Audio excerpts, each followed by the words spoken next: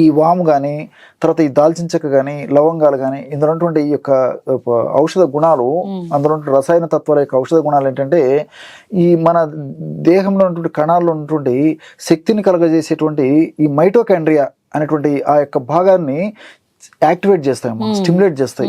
అదేవిధంగా కణాల్లో మైటోకాండ్రియాల యొక్క సంఖ్యను పెంచుతాయి.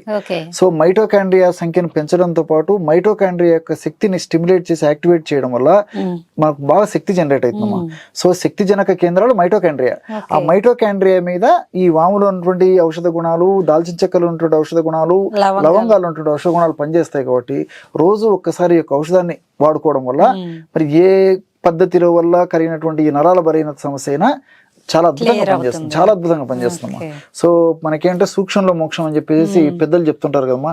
మనకు దాని మీద ఏదో చిన్నగా చులకన అభిప్రాయం ఉంటుంది, కానీ మనం వాడిన తర్వాత దాని యొక్క ఫలితాలు పొందిన తర్వాత నిజంగా అందులో అంత శక్తి ఉంది అనిపిస్తుంది, అంత అద్భుతంగా పనిచేస్తుంది.